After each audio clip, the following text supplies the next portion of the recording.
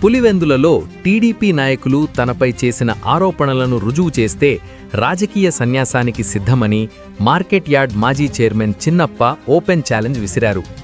పోలీసులు తనను అరెస్టు చేసినట్లుగాని కోర్టుకు వెళ్లినట్లుగాని నిరూపిస్తే పూలంగళ్ల సర్కిల్ వద్ద వైసీపీ పార్టీకి రాజీనామా చేస్తానని స్పష్టం చేశారు. ఈ సందర్భంగా చిన్నప్ప మాట్లాడుతూ పులివెందులలో చాలా ఏళ్లుగా ఒరిజినల్ ఆడియో క్యాసెట్లను విక్రయించే షాపు తనదేనని తెలిపారు. గతంలో పోలీసులు పట్టణంలోని అన్ని ఆడియో షాపులను తనిఖీ చేసిన సమయంలో తమ షాపును కూడా పరిశీలించారని చెప్పారు. ఆ తనిఖీల్లో షాపులో ఉన్న క్యాసెట్లన్నింటినీ పోలీసులు పరిశీలించారని, ఎటువంటి నీలి చిత్రాలకు సంబంధించిన ఆధారాలు లభించకపోవడంతో వెళ్లిపోవాలని చెప్పారని తెలిపారు.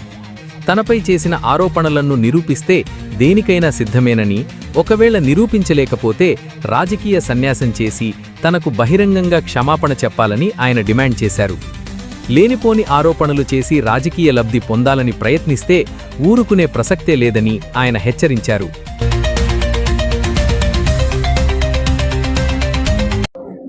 సాయంత్రం టీడీపీ నాయకులు ప్రెస్ మీట్ పెట్టి, ప్రెస్ మీట్లో చిన్న అప్ప అన్నందుకు చాలా సంతోషిస్తున్నాను. ఎందుకంటే నేను చిన్నగా ఉంటా, చిన్నప్పనే తల్లిదండ్రులు పెట్టిన పేరు అదే, టీసీలో ఉండే పేరు కూడా అదే, కాబట్టి నా పేరు గుర్తుపెట్టుకునేందుకు వాళ్ళకి ధన్యవాదాలు చెప్తున్నా. వాళ్ళు నేను 2 పాయింట్లు మాట్లాడినారు. ఒకటి, చిన్నప్ప నీలి చిత్రాలు కేసులో ఇరుక్కున్నాడు, మా దగ్గర ఎఫ్ఐఆర్ కాపీ ఉందని ఓపెన్ ఛాలెంజ్ వేసి చెబుతున్నా.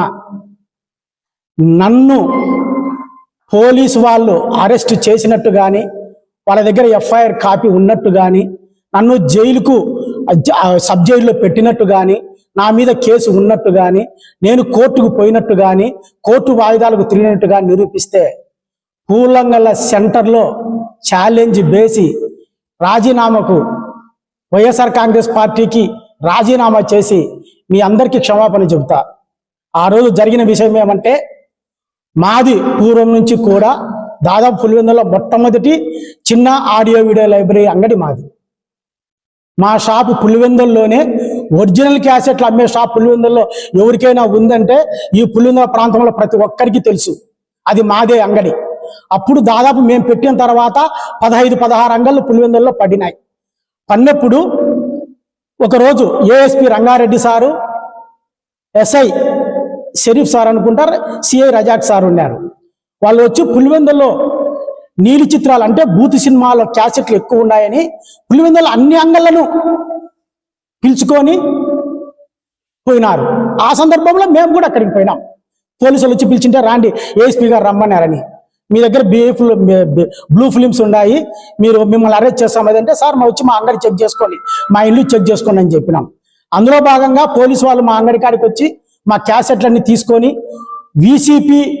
అప్పుడు వీసీపీ క్యాసెట్స్, సీడీలు కూడా అప్పటికి ఇంకా రాలే, టీవీలు పెట్టి కొన్ని క్యాసెట్లన్నీ కూడా చెకప్ చేసుకున్నారు. చేసుకున్న తర్వాత నీ మీద ఏమి కేసులు లేవు, నీ మీద ఏంటియే కానీ నీ దగ్గర ఏంటి ఇట్టడి లేవు, నువ్వు పోనీ ఇంటికి పంపించినారు. టౌన్లో వాళ్ళ పేర్లు చెప్పడం మనకు బాగుండదు. ఒక 3 మీద ఏమో ఆ రోజు వాళ్ళ దగ్గర దొరికినాయనే ఉద్దేశంతో వాళ్ళ మీద కేసు పెట్టినారు. నా మీద ఏమీ లేవు, నువ్వు ఖచ్చితంగా మంచిని పోని ఏఎస్పీ రంగారెడ్డి సారే నన్ను ఇంటికి పంపించాడు. కేసు కానీ, ఎఫ్ఐఆర్ కానీ, కోర్టుకు పోవడం కానీ, సభ్యులు కానీ పోవడం కానీ ఎక్కడే కానీ లేదు. మీరు నిరూపిస్తే ఎనీ టైం దేనికైనా సిద్ధమే. ఓపెన్ ఛాలెంజ్ చెప్తున్నా. మీరు నిరూపించలేకపోతే మీరు రాజకీయ సన్యాయం చేసి నాకు క్షమాపణ చెప్పాలని డిమాండ్ చేస్తున్నా. ఇంకొకటి, వాటర్ ప్లాంట్ దగ్గర 200 మంది మనుషుల్ని వేసుకొని ఆ రోజు ఏదో చేశాయని చెప్పారు.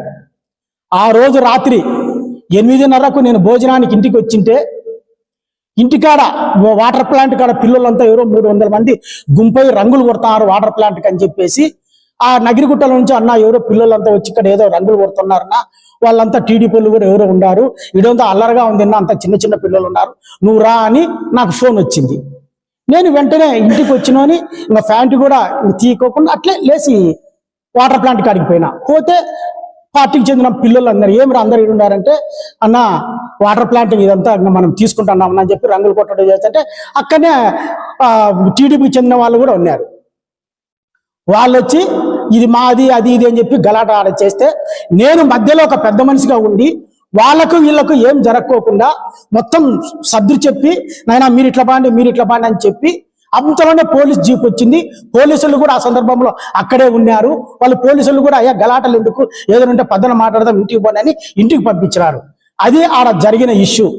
నేను మనుషుల్ని వేసుకొని పోయినట్టు కానీ, నేను ఆడ గొడవ చేసినట్టు కానీ, మీ గుండెల మీద చెయ్యేసుకొని మీ ఆత్మసాక్షిగా ఏ దేవుని దగ్గరికి వచ్చి మీరు ప్రమాణం చేసినా సర్వం సిద్ధం ప్రమాణం చేయడానికి.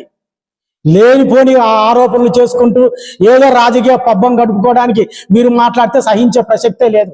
నేను చెప్పిన ఈ 2 పాయింట్లలో కాదని మీరు నిరూపించగలరా? మీరు ఖచ్చితంగా మీరు నిరూపిస్తే నేను దేనికైనా సిద్ధం అని సభాపూర్వకంగా మీకు తెలియజేసుకుంటున్నాను.